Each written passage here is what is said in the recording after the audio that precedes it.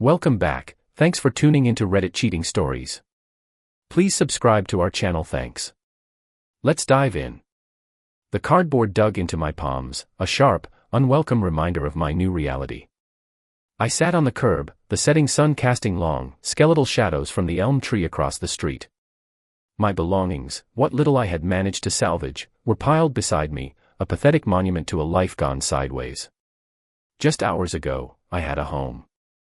Now, I was this. My son, David, had looked me square in the eye, his face a mask of controlled disappointment that bordered on anger. "Mom," he'd said, his voice tight, "I can't do this anymore.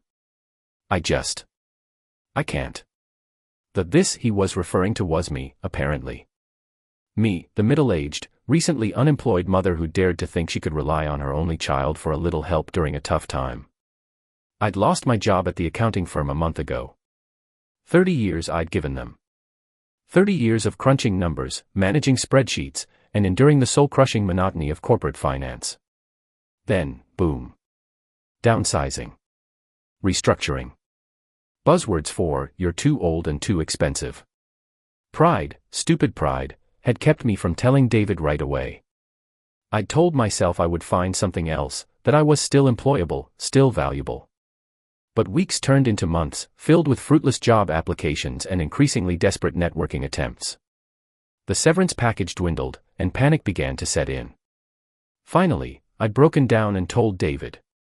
I'd painted the picture as optimistically as possible, downplaying the severity of my situation, but the truth was undeniable. I needed help. David, to his credit, had initially been supportive. He'd invited me to stay with him and his wife, Sarah, in their perfectly curated suburban home. He'd even offered to help me update my resume and practice my interviewing skills.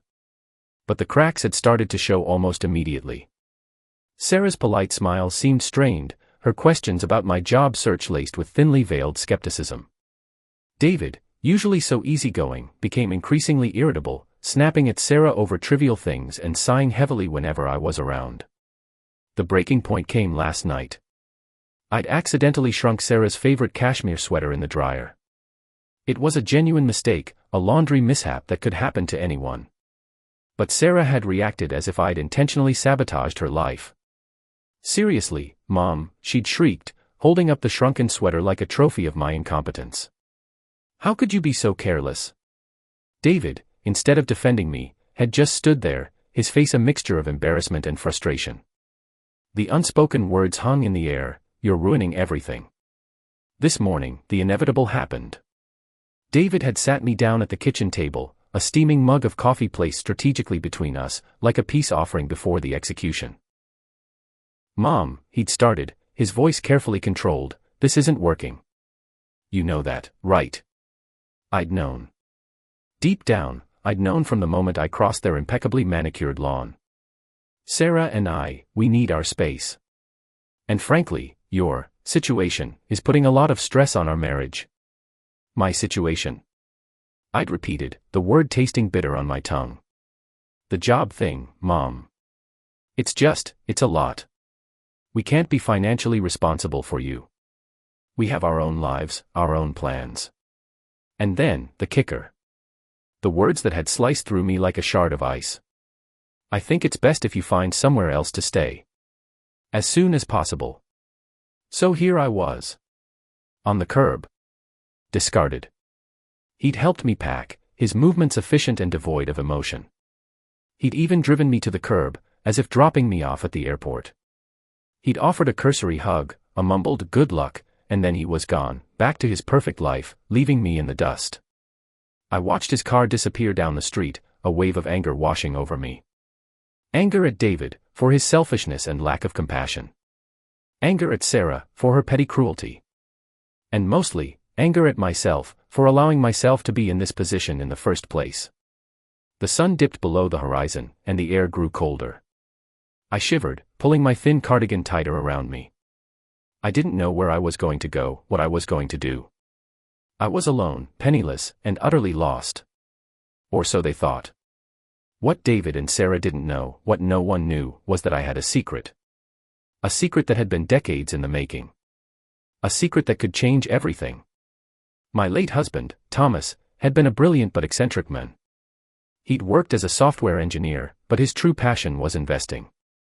He'd spent countless hours poring over financial reports, analyzing market trends, and making shrewd, calculated investments. He wasn't a flashy gambler, he was a meticulous strategist. And he'd been incredibly successful. Over the years, Thomas had amassed a considerable fortune. But he'd never told anyone, not even me, the full extent of his wealth. He'd always been a private man, suspicious of anyone who might be interested in him for his money. He'd created a complex web of offshore accounts, shell corporations, and anonymous holdings, all designed to protect his assets and keep his wealth hidden from prying eyes. It was a complicated system, but Thomas had been meticulous in his planning. When he died 5 years ago, I'd been devastated. Not just by the loss of my husband, but also by the daunting task of managing his estate. I'd known about some of his investments, but I had no idea of the true scale of his fortune. It had taken months of painstaking research, countless meetings with lawyers and accountants, and a nerve-wracking trip to a shady bank in the Cayman Islands to unravel the tangled web of Thomas's financial empire. And what I'd discovered had left me speechless. Thomas wasn't just comfortable. He was rich. Filthy rich. The total value of his assets was staggering, tens of millions of dollars, hidden away in various accounts around the world. Enough to ensure that I, and several generations after me, would never have to worry about money again. But I hadn't touched it. Not a penny. Why? Because Thomas had left specific instructions in his will. He'd stipulated that I was only to access the funds in the event of a true emergency, a situation where I was genuinely in need of financial assistance. He'd worried that if I knew I was wealthy, I'd become complacent, that I'd lose my drive and ambition. He'd also worried, perhaps rightly, that my newfound wealth would attract the wrong kind of attention. He knew I was a trusting soul, and he feared that someone might try to take advantage of me. So I'd honored his wishes. I'd kept the secret, living a modest life on my meager salary, never revealing the true extent of my wealth to anyone. Until now. As I sat on the curb, shivering in the twilight, I knew that the time had come. This wasn't just a temporary setback, it was a crisis. I was homeless, jobless, and abandoned by my own son. If this wasn't an emergency, I didn't know what was. I reached into my purse and pulled out my burner phone, a cheap, prepaid device that I kept for emergencies. I dialed a number I hadn't used in years. "Hello," a voice answered, crackling with static. "It's me," I said, my voice trembling slightly.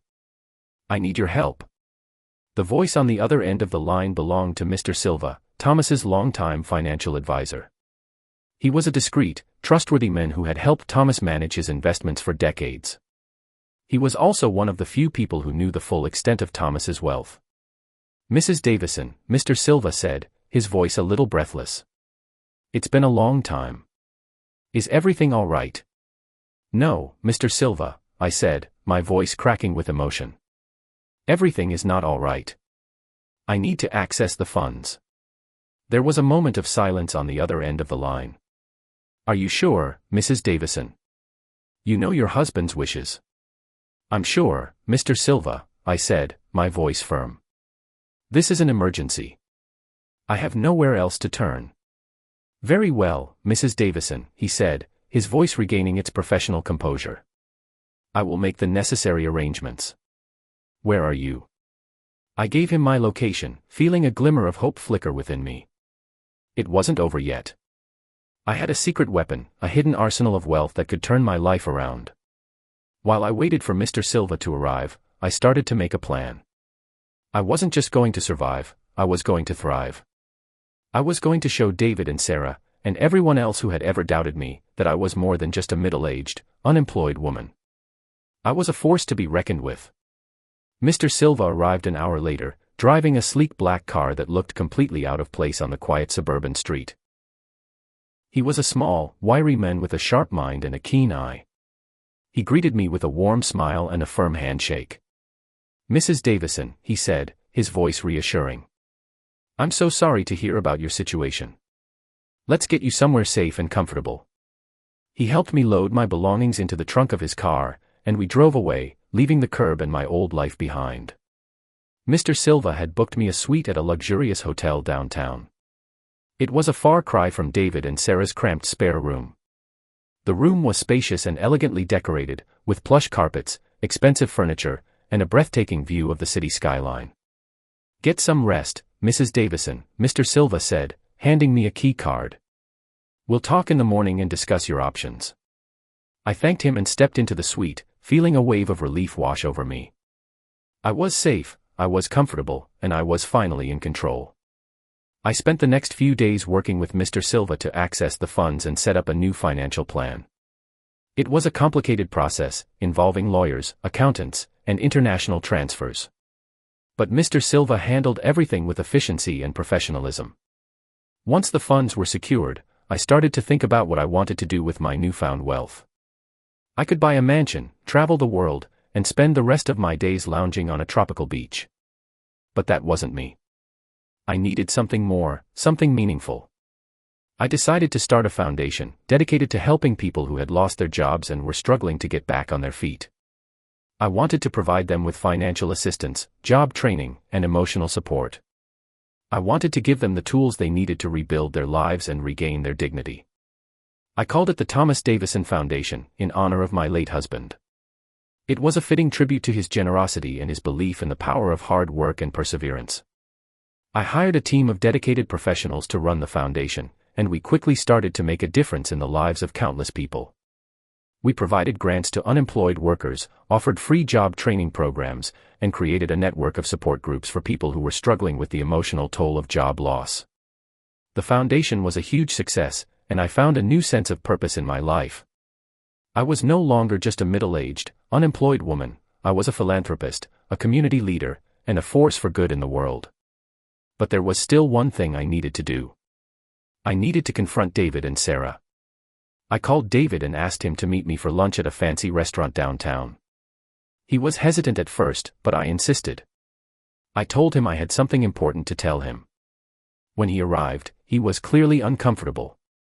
He avoided eye contact and fidgeted in his chair. Sarah wasn't with him. "Mom," he said, his voice strained. "What's this about?" I took a deep breath and smiled. "David," I said, "I have something to tell you. Something you're not going to believe." I proceeded to tell him everything. About Thomas's secret fortune, about the offshore accounts, about the Thomas Davison Foundation. David's jaw dropped. He stared at me in disbelief, his eyes wide with shock. You're rich," he stammered. "Yes, David," I said, "I'm rich. Very rich." He was silent for a moment, trying to process the information. Then, a slow smile spread across his face. "Wow, Mom," he said, his voice filled with awe. That's amazing." He reached across the table and took my hand. "I'm so happy for you," he said, his voice sincere. I looked at him, searching his eyes for any sign of insincerity. But all I saw was genuine amazement and, dare I say it, a hint of regret. "David," I said, "I'm not telling you this for my benefit. I'm telling you this because I want you to understand something. Money isn't everything. It can't buy happiness, and it certainly can't buy love or respect." "I know, Mom," he said, his voice contrite. "I know I messed up. I was selfish and insensitive. I'm so sorry for the way I treated you." I nodded, accepting his apology. "I forgive you, David," I said. "But I want you to learn from this experience. I want you to realize that family is more important than money, and that you should always be there for the people you love, no matter what." He squeezed my hand. "I will, Mom," he said. "I promise." I smiled. "Good," I said. "Now, let's order some lunch. I'm paying." As we ate, we talked about everything and nothing. We reminisced about old times, we laughed about silly memories, and we reconnected as mother and son. By the time we finished lunch, the tension between us had dissipated. We were no longer strangers, we were family again. I didn't rub my wealth in his face, nor did I offer him a handout. I simply wanted him to understand the consequences of his actions and to learn from his mistakes. As for Sarah, I didn't make a direct contact. But I made sure that David knew that I expected him to treat her with kindness and respect. A few weeks later, David called me. "Mom," he said, his voice excited. I have some good news. Sarah and I are expecting a baby. I gasped. David, that's wonderful. I said. I'm going to be a grandma. Yes, Mom, he said, his voice filled with joy. And we want you to be a big part of our lives. We want you to be there for the baby, to help us raise him or her. We want you to be a real grandma. I smiled, tears welling up in my eyes. I would love that, David, I said. I would love that more than anything. And so, my life came full circle. I went from being a homeless, jobless woman to a successful philanthropist and a loving grandmother. I had learned a valuable lesson about the importance of family, the power of forgiveness, and the true meaning of wealth. My son kicked me out when he found out I lost my job, but he had no idea I had a secret fortune. And in the end, that secret fortune not only saved me, but also brought my family back together. And it all worked out for the best. That's it for today's story. What do you think? Let me know in the comments. And if you enjoyed this video, don't forget to like, subscribe, and turn on notifications so you never miss out on more amazing content. Thanks for watching, and I'll see you in the next one.